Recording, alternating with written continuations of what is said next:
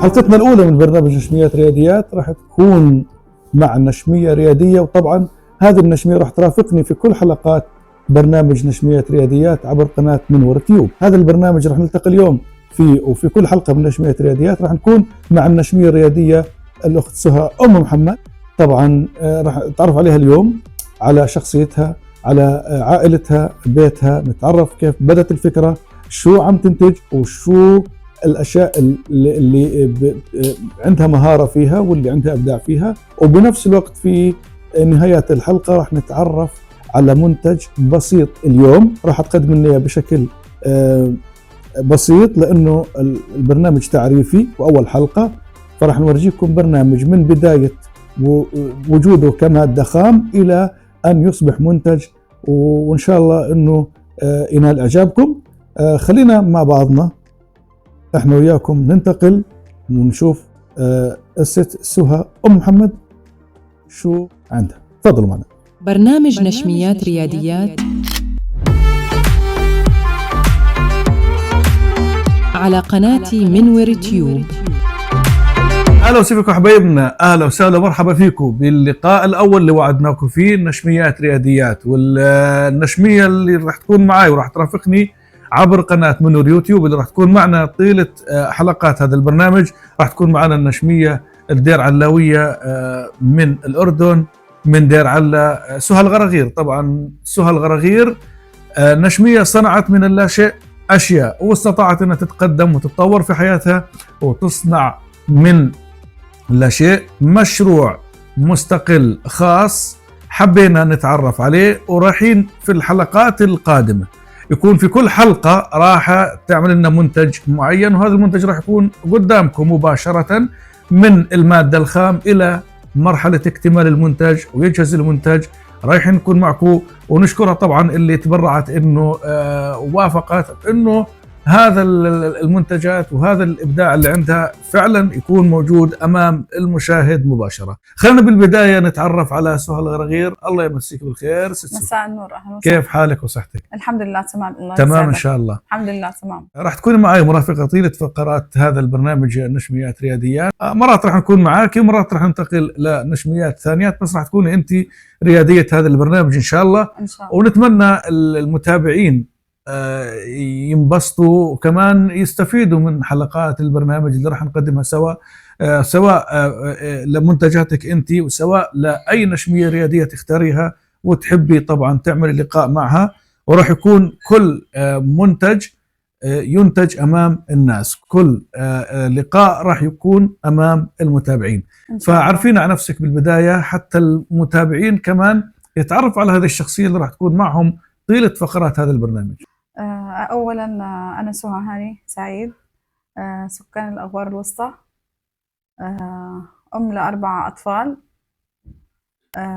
بديت مشروعي يعني تقريبا له سنة، مشروعي رمضان العام.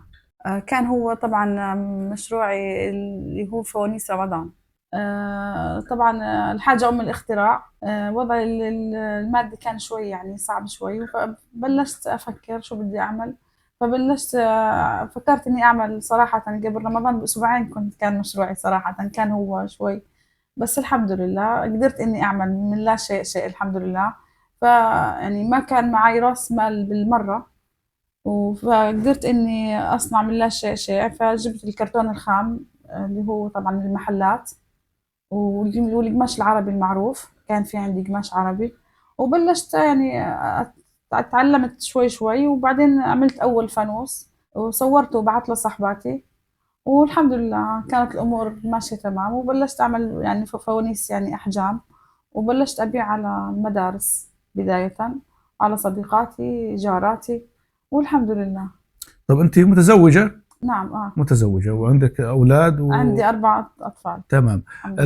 يعني الزوج هو كان الدافع الأول إلي. الزوج دوره كان دافع كان معطيك داعم يعني إلي. حرية تتصرفي، تتنقلي، تروحي تيجي، تسوقي. طبعا هو كان معي يعني الحمد لله. كان معي بكل إشي يعني الحمد لله. يعني ما كان عنده مانع، ويعني هذا الإشي خلاني يعني هو الإشي يعني هو كان محفز إلي صراحة. طيب سؤال هيك صغير. هسه مشروعك بالعام شو اسمه؟ شو نقدر نحطه بأي مجال إعادة حرف؟ تدوير، إعادة تدوير حرفي. إعادة حرف طبعا. تدوير حرف. لشو؟ الكرتون مع القماش العربي، والكرتون والقماش العربي مع الخشب. يعني الحمد لله ربي أعطاني موهبة. يعني هاي نحكي موهبة. يعني نحكي مثلا الأشياء في المنزل اللي مبطل الاستخدام مثلا، يعني طبعاً. اللي أتلفت، اللي الكرسي، أتلفت. الطاولة. طبعا بلشت أنا الحمد لله، بلشت من الكرتون، معك من الخشب، من البلاستيك، أي إشي بدي يعني أي إشي تجيب لي يعني إياه. تكسري طوايل يجيبهن زوجك عشان تعملي مشروع لا منتج؟ يعني مثلا هسه عندي كرسي قديم، الكفر تبعه خربان، بعمل له كفر جديد. طيب سؤال مهم جدا. مم. الآن كمنتجات بهذا الحجم وهذا الشكل وهذه الطبيعة، يعني إلها بتشوفي يعني من سنة للآن مم. في تطور، في تقدم، في زيادة على الطلب. أنت كمنتجة في زيادة على العرض حتى يزداد الطلب. يعني هذه احنا مشكلتنا بالمنتج، مشكلتنا العرض والطلب، ما بينهم طبعا مشكلة التسويق. نعم. طب أنت كسهى نعم. بين العرض والطلب والتسويق شو بتعملي؟ صراحة عندنا هون بالغار بالمرة ما فيش تسويق، أحكي لك إياها. تمام. تمام. بكل ما بصير معرض تعالوا خلينا نشوف، بجيب منتجاتي وبعرض وحلو بجنن وما شاء الله، بس بيع ما في صراحة. بيع عندنا بالغار نهائيا ما في بيع. يمكن لأنه متعودين على هيك منتجات، وجوز لأنه من لا بيئتهم، مشان الوضع المادي كمان صراحة. من بيئتهم وضع المادي ممكن. طب برا وين رحتي؟ وين جيتي؟ وين طلعت طلعتي؟ على وين؟ عمان، سوق عنبر، بس صراحة ما توفقت. ليش؟ لأنه كان في احتفال عيد الاستقلال. كان اليوم يعني مشكلة اليوم مشكلتي مش يوم كان باليوم تسويقي. الغلط. اليوم مش تسويقي. اليوم مش... طب طلعت شاركت باليوم ببازارات الخلع. تسويقية مثلا؟ رحت على هون كانت بالغار، بس ما بعت إشي. طيب المشكلة الأخرى، يعني نحكي بالمشكلة. أنت زي ما حكيت بمجتمع وضعه المادي ما يمكنه سيء. يشتري مثل هاي الشغلات اللي هي طبعا راح تكون مكلفة، لأنه أصلا هي كمنتج وتأخذ وقت وتأخذ تاخذ وقت أكثر. مواد، فبدها يعني تسويق بأسعار مناسبة ما هاي لتكلفتها. المشكلة. أنت عارف شو تكلفتها؟ هي صحيح مش كتير مرتفعة، بس الوقت اللي أنا بشتغل فيه صراحة وقتها كبير. يعني هذا شو عملت سهى عشان الفانوس اللي أنا بعمله بقعد معي 3 ساعات ل4 ساعات، من 3 ساعات ونص ل4 ساعات تماما. شو عملت يعني سهى عشان تتجاوز هذه المشكلة؟ هل عملت في إجراءات عملتيها في خطة تسويقية؟ اشتغلتي مع مسوقين؟ اشتغلتي مع شركات؟ اشتغلتي لا والله لسه مع هيئات ثقافية؟ لا لسه بعدني ما اشتغلت مع حدا صراحة. طيب احنا بقناتنا هذه من يوتيوب الهدف من الحلقات هاي النشميات الرياديات انه نظهر هذا المنتج وكيف تم انتاجه. طبعا يمكن وقت البرنامج ما يتاح لنا ان نظهر كل شيء، ففي اشياء راح تكون مجهزه مسبقا. الاشياء اللي يعني مش مهم الناس تشوفها كثير راح تكون مجهزه مسبقا حتى نقدر ناخذ المنتج بشكله النهائي. فيعني كل حلقه راح ناخذ منتج، هذا المنتج رايحين ننتجه مباشرة، والناس تشوف، المتابعين والناس الحضور المشاهدين أيا كان في كل مكان رايحين يشاهدوا هذا المنتج كيف تم إنتاجه من مواد خام إلى منتج قائم. مش هيك؟ نعم. تمام. هذه العملية بنتمنى إنه من المتابعين الكرام، من الأصدقاء، إنه يشوفوا هذا المنتج، ومن ثم إن شاء الله يكون في طريقة للتسويق، في طريقة أيضا لانتشار هذا المنتج، لأنه أصبح الاعتماد بالوقت الحالي أكثر على وسائل التواصل الاجتماعي، وأيضا الوسائل التكنولوجية، ومن خلال اليوتيوب، من خلال الفيسبوك، من خلال التيك توك، من خلال الانستغرام، أي من هذه القنوات الاتصال بيتم من خلالها التسويق والترويج لمنتجاتنا. خليني أبلش مع سهى قبل ما نشوف منتج بسيط. خليني أبلش مع سهى تحكي لي من بداية التفكير بالمشروع، متى كان وشو صار وكيف يعني كيف أصبح المشروع موجود على الأرض. بداية أنا حكيت لك كان بدايته السنة الماضية. لا قبل السنة، بدي قبل، يعني قبل يكون مشروع. كيف بلشت الفكرة؟ من متى بلشت الفكرة؟ أو من متى أنت من متى أنت كمان بالمقابل متى انت ايضا عندك هذه المهارات، من متى بدات، وشو يعني هاي المراحل بدي من يعني المراحل اللي قبل ما يكون المشروع موجود قبل صراحة العام. قبل العام كنت أعمل معجنات، كنت أعمل حلويات، شوكولاتة، معجنات كنت أبيع، كعك العيد كنت أبيع، عملت مشروع بندورة مجففة كمان.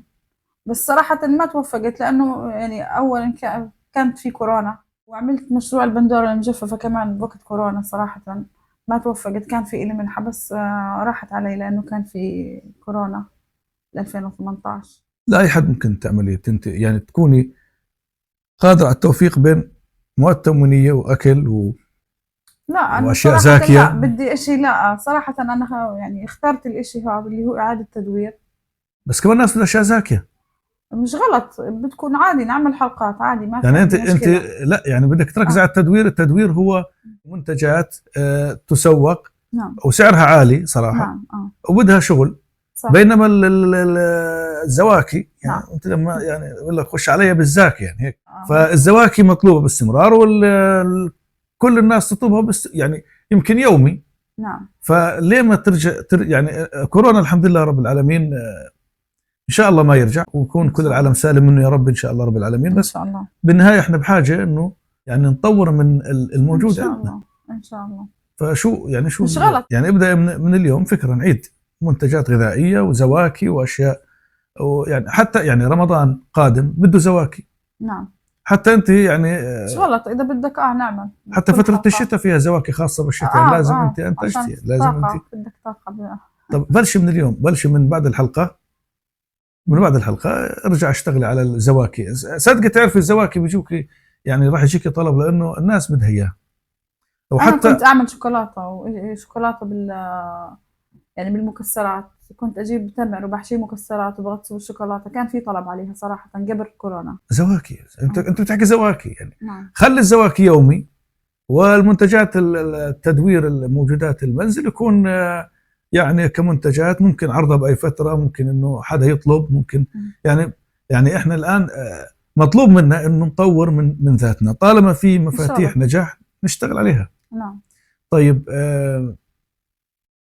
اليوم اول حلقه لنا ان شاء الله. طبعا اليوم يعني يمكن كان اكثرها حديث لانه عرفناكم على سهل كمنتجه، كنشميه، كرائده، كيف بلشت وشو اللي حصل معها من بدايه الفكره، وكيف بدات الفكره وشو اشتغلت وشو المجالات اللي شاركت فيها، وكان في منح وما تمكنت من الحصول عليها نتيجه دخول كورونا على الساحه. وكورونا تعرفوا يعني ضيع كثير من مصالح حتى دول.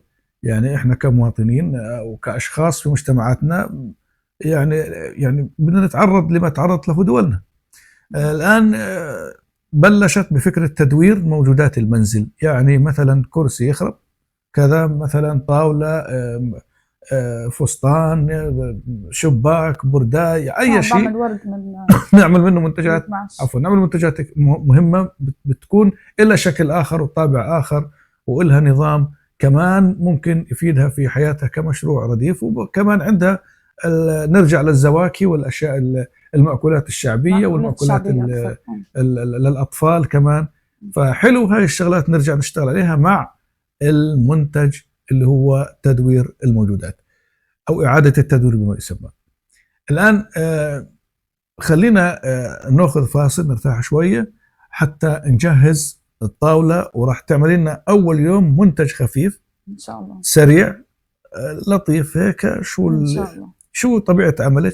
يعني ما راح ناخذ شيء الحلقه هيك، ما راح نغلبك، بس الحلقات الجايه راح نغلبك لانك راح تجيب مواد خام وراح تنتجها منتجات اكبر، وراح يكون في مساحه واسعه للكلام، وما راح يكون في لتعريف على حضرتك لانه خلص الناس عرفتك والمتابعين شاهدوا الحلقه هاي وشافوا طبيعه العمل بشكل عام.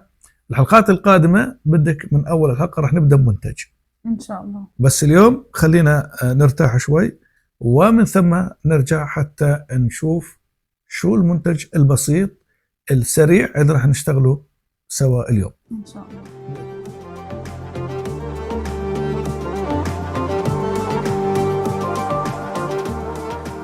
حبايبنا الغوالي رجعنا لكم. من جديد. وطبعا الآن رايحين نشوف منتج زي ما حكينا بسيط خفيف لطيف، ما راح يكون من المنتجات الثقيلة، وإن شاء الله إنه يعجبكم. وخلينا نشوف بالبداية شو المواد اللي حتستخدم. طبعا المواد والأدوات راح يكون معنا فرد سيليكون واللاصق القماش العربي الأصيل المعروف. أنا وياك زوم هيك يكون عليها. ياخذ لنا زوم ولا أخونا؟ أعطيني هذا اللاصق. هذا اللاصق طبعا، هذا عشان يمسك. تمام. وهاي فرد السيليكون شغل. تمام خلاص اوكي تمام. شو اللي راح يصير الان؟ شو الاجراءات؟ هسه بدي اعمل لكم مثل ما انا هسه لابس اكسسوارات. عملت سواره من القماش العربي وحطيت عليها علم الاردن وخاتم. هاي اكسسوارات يلبسوهم الناس سواره وخاتم؟ طبعا انا عملت منها بعيد الاستقلال وبعت على المدارس، مدارسنا هون عنا. وكمان عملت بعرس الامير حسين الله يخلي لنا اياه. ووزعتها كمان يوم عرسه. وزعتها مجانا ولا؟ لا مجانا. هديه الامير حسين ما شاء الله سمو الامير. كان عرس رائع، وكل يعني كلنا شاركنا، يعني عملنا اغنيه لسمو الامير، واحنا عملنا اغنيه لسمو الامير حسين. ربنا يهني ان شاء الله الجميع بافراحهم ان شاء الله. يعني عملتي كميه كويسه الحمد لله. يلا ممتاز. وزعتي داخل منطقتنا ولا طلعتي برا؟ لا والله كنا احتفلنا بعرس بالصلت. تمام. جامعة البلقاء التطبيقيه. ما شاء الله ما شاء الله. يلا نبلش نشوف شو اللي راح يصير الان. اول شيء بدي اقص القماش العربي.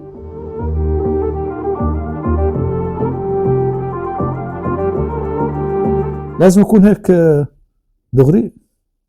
كيف يعني؟ لو صار في خلل خربطه؟ لا لازم. ما انا عارفه القياسات. هو بالنظر بالعين، تقدير، شغل التقدير. انا حكيت لك الحمد لله موهبه اجتني، وكانت هاي الموهبه مدفونه لما اكتشفتها انا صراحه الحمد لله. السيليكون شو بيعمل؟ السيليكون للتثبيت. بدي اثبت الاسواره، ما بدي اخلي القماش مبين منها.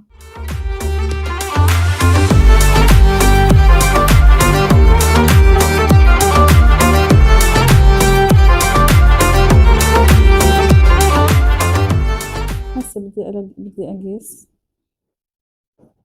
فبالك واحدة ايدها اكبر ايدها اصغر. بعمل منها احجام، بعمل احجام كبير وصغير ووسط. وبعمل كمان عملت يعني حسب حساب صاحباتك. انا لا يوم عرس الامير حسين عملت احجام كبيره لاني تقريبا وزعتها على الجيش.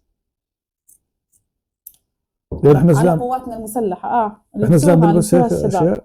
لبسوها الشباب، وكل مكان اروح عليه بحط يعني بعمل بصمه، بوزع الاساور التقليديه اللي هي من قماشنا العربي الاصيل.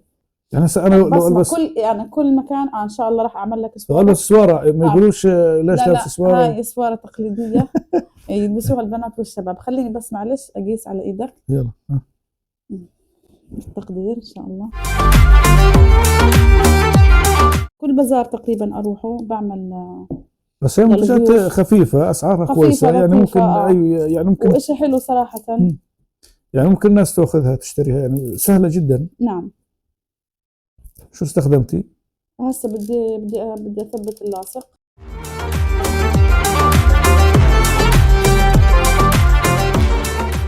طب ما في طريقه غير اللاصق مثلا، ولا هذا المعتاد؟ في خياط، بس صراحه اللاصق شفته اسرع. الخياط ما ممكن تجي اللاصق، احس ممكن. انا مش صحبه مع الخياط فاخترت اللاصق اللي هو السيليكون، اسرع صراحه. بس والله غريبه، احنا يعني رجال ممكن نلبس هيك اشياء. انا بالنسبه لي حلو، هي تقليديه يعني اول مره تمر عليها. وكل مكان اروحه بعمل في بصمه، بحط سواره مثلا او خاتم. بس حلو، في تراث، في طبعا اكيد شيء من تراثنا العربي. وحطيت كمان فيها علم الاردن. انا ما حكيت لكم صح، علم الاردن، ثبت عليها علم الاردن. يلا تمام. طبعا.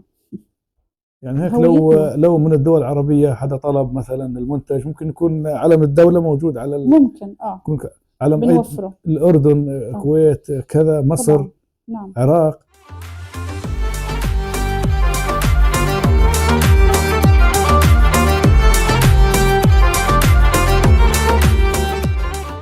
هاي الاسوار هيك جاهزه. اجرب انا. راح اجرب. هسه بدي اعمل الخاتم.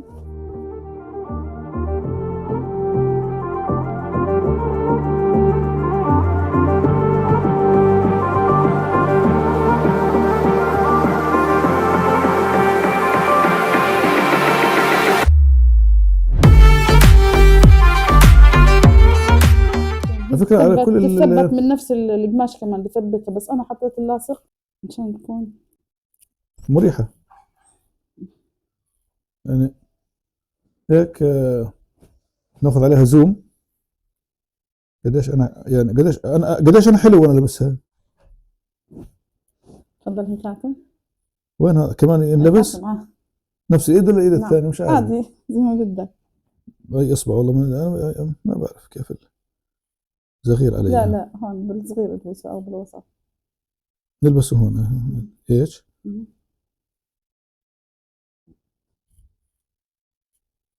يعني هذا الشكل. نعم تمام. هذا منتج خفيف ولطيف. نعم. يعني مش مكلف، يعني انت عليك مش مكلف، وعلى يعني اذا اجى حدا حب يشتري هيك منتج مثلا، شو تقريبا كلفته بالاردن؟ ولا شيء، كلفته اصلا بعتها بنص دينار للمدارس بعيد الاستقلال. نص الاسواره والخاتم نص دينار؟ لا الاسواره على نص دينار والخاتم كان على ربع دينار، يعني 75 قرش. غالي. لا والله ما يعني لا شوفي، هي كتراث انا بالنسبه لي بنظر من حيث التراث. يمكن انا كشاعر كصاحب نشاط تراثي بميز هالشغلات، بعطيها سعر اعلى من منتجها، يعني بحب تنباع بسعر اعلى لانها تراث. انا بعتها ممكن هون تنباع بس هون ممكن لو انطلبت برا تنباع بشكل بسعر، لانه مش الكل ياخذها اساسي. بس كل مكان له سعر معين صراحه. يعني احنا منطقتنا منطقه نائيه اول شيء، ووضعهم المادي صراحه. بس انا اظل البس ولا بدك اياهم هذول؟ مش عارف. لا طبعا لك هديه. والمصور هسه بيقول لي بدي هديه. والمصور اكيد في له. والمونتاج بده هديه وتصير كثيره. طيب خلينا اسال عن هاي القماشه. نعم. هاي شو طبيعتها؟ شو اصلها؟ منين اجت؟ كيف؟ هاي القماشه متواجده بالسوق. يعني مش انت بتعمل عليها اضافات مثلا معينه؟ لا ما بعمل عليها اضافات. هي هاي القماش العربي متوافر بالسوق الاردني كامل صراحه والحمد لله، وفي منها الوان كثيره ونقشات كثير اكثر. طب انت مثلا سؤال الان خرب عندك صراحه انا اشتغلت على القماش العربي مشان هويتنا الاردنيه. جميل. هسه خرب عندك مثلا مدرقه. حلو. انا اشتغلت على المدارك كمان. خرب عندك سوارة. راحت مدرقه صارت تستخدميها هيك طبعا. عملت فيها عملت صينيه، لبستها لصينيه وعملت فيها عصاي الدبكات كمان. عصا الدبكات ما الحمد لله كل شيء استخدمته. طب يا اخي سؤال الان، هذا يعني هسه هذا القماش هي قماش من السوق، الان خرب عندك شيء من البيت مثلا اواعي مثلا. نعم. قميص او خرب بلوزه او اي شيء بالبيت خرب. نعم. هل ممكن تستخدميه مرافق لهيك قماش او للتطريز العربي، او تعملي شيء فيه؟ يعني شو ممكن تعملي مثلا قميص هذا قميص زي قميص خرب، هذا القميص الان اتلف. نعم. مثلا بديش انا قميصك هذا انا بقدر اعمل منه ورد. هذا بقدر اعمل منه باقة ورد كمان. نعم. يعني بلاش نكب جمله. يعني بلاش نكب جمله. بلاش تتلف شيء من يعني اي متلف نودي عندك. الحمد لله. طيب شو تستخدمي من المحلات مثلا الاسواق؟ شو بتجيبي اشياء ممكن تخدمك بشغلك؟ ممكن اني يعني اضافات. دخلت الخشب بشغلي صراحه، هو هذا اللي كان شوي مكلف. كنت اشتري خشب بدخل عليه القماش العربي. عملت سله. احنا اتفقنا تكسر الطاولات تكسر لا ما انا عملت سله الرحله. عملت باكج اسمه باكج الرحله. اللي هو مكون من 3 سلات كبيره وصغيره ووسط. نعم.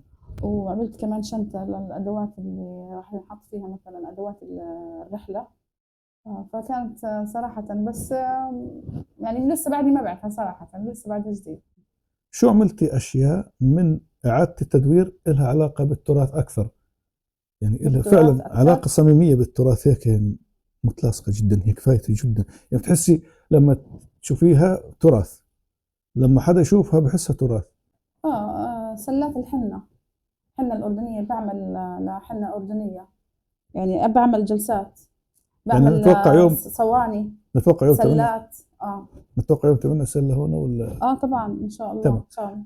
طيب احنا الآن يعني شوفوا، احنا حبايبنا ومتابعينا الكرام، يعني احنا اليوم كنا حلقة خفيفة لطيفة على الكل، طبعا كانت تعريفية أكثر، كان فيها حوار متعلق بالشخصية وكيف الموهبة وكيف تصنع أشياء وكيف وشو اللي خلاها تعمل مثل هيك مشروع، وأنت كمان كمتابع شو اللي خليك ممكن تعمل هيك مشروع. ربما الحاجة، ربما الهواية، ربما الرغبة، نعم. ربما أنك أنت تكون عندك المكنة أنك تشتغل أكثر من شيء. فالمهم أنه إحنا نبدأ، مش المهم أني أفكر، المهم أني أبدأ. هي فكرت وبدأت وأصبحت الفكرة موجودة، واليوم شفنا منتج. هذا منتج أخف، يمكن أخف الأشياء، يمكن أخف الأشياء، أخف الأشياء. نعم. في أشياء راح نشوفها إذا يعني تابعوا معنا بالجايات راح تشوفوا أشياء أحلى. طبعا اليوم شفتوا الحلقة، إذا أعجبتكم أكيد راح نتابعوا الحلقة القادمة والقادمة والقادمة. طبعا راح يكون لها يوم محدد وساعة محددة، كل أسبوع حلقة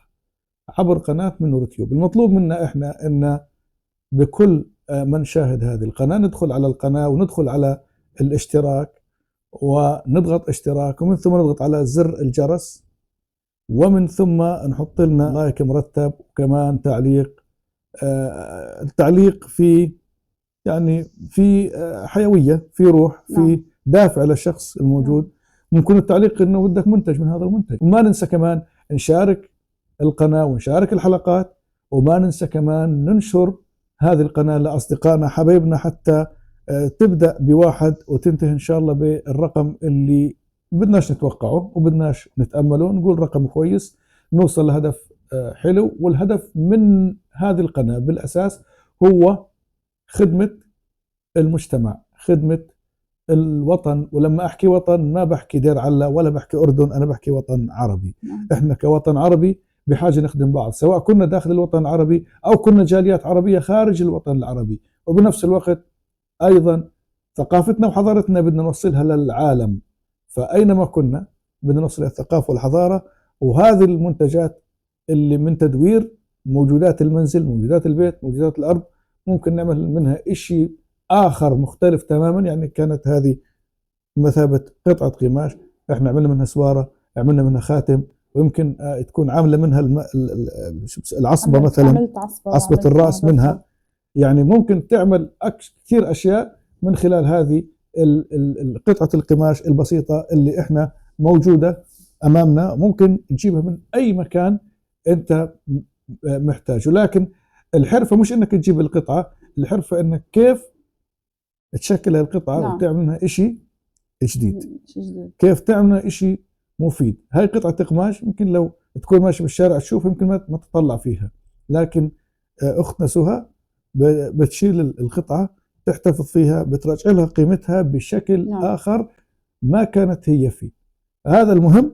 وإن شاء الله إنه خلال هذه الحلقات نشميات رياديات نقدم في المستقبل منتجات أكثر، ورح كل منتج قدامكم حبايبنا متابعينا مشاهدينا. إذا عجبتكم الحلقة اشتراك، زر الجرس، لايك، تعليق عبر صفحة فيسبوك قشيات غزل، أو من خلال التعليقات على يوتيوب تحت البرنامج إن شاء الله، أسفل التعليقات أسفل البرنامج، وراح يكون في متابعة للتعليقات. وإذا انطلب منك إن شاء الله إنه أي منتج أنت قادرة تعمليه، سواء كان تراثي، حرفي، حتى مأكولات شعبية، زواكي، من الأشياء اللذيذة. يعني الأكلات الشعبية إن شاء الله راح ندخل أول شيء على الأكلات الشعبية إن شاء الله، وبعدين نبلش نعمل حلويات. احنا بدنا نشوفه يعني احنا يعني هون يعني راح نتوقع هون يكون كمان يعني مثل ما اليوم اشتغلنا حرفة، راح يكون هون اليوم بظنك منتج واشياء وفرن ومش عارف ايش ان شاء الله، وسكر واخلط واعجن يا سلام ان شاء الله. طيب اذا يعني متابعينا بانتظار اشياء واحداث قادمة عبر برنامج نشميات رياديات. إذا فعلا منتظرين خليكم معنا، تابعوا، اشتراك، تفعيل زر الجرس من جديد، تعليق، لايك، انشروا القناة، تفاعلوا معها أصدقائكم. هذه خليه اتصال شبكي من واحد إلى إلى إلى إلى إلى إلى حتى تتسع دائرة إن شاء الله متابعينا في كل العالم. وإن شاء الله نقدر نوصل إمكاناتنا وأدوار النشميات الرياديات اللي هم فعلا بسموهم عصبة الراس. نقولهم دائما انت يا نشمية عصبة الراس احنا، او دائما هذول نحب يعني يقولوا هم نص المجتمع. انا اقول لا، النشمية هي كل المجتمع. فان شاء الله انه تكون الحلقات القادمة اجمل واحلى كمان ومنتجات اكثر. وما تنسوا بدون دعمكم احنا كأننا ما عملنا شيء. انتم جمهورنا، انتم متابعينا، انتم اللي بتعطونا الحماس والدافع انه نشتغل ونعطي اكثر. احنا موجودين من اجلكم وموجودين من اجل ايضا نشمياتنا ومن اجل كل شيء مفيد في مجتمعنا. وهذا الكلام ما راح نقدر نحققه واقع على الارض الا فيكم انتم كجمهورنا. يعطيكم العافيه. الله يا ربي ان شاء الله نشوفكم على خير وتكون دائما بخير مع سهى الغرغير وبرنامج رياديات ان شاء الله عبر قناه منور تيوب. ان شاء الله تابعونا، راح يكون في كل اسبوع حلقه ان شاء الله نبلغكم في موعدها ووقتها. اليوم اول يوم. تحياتنا لكم والى اللقاء متجدد.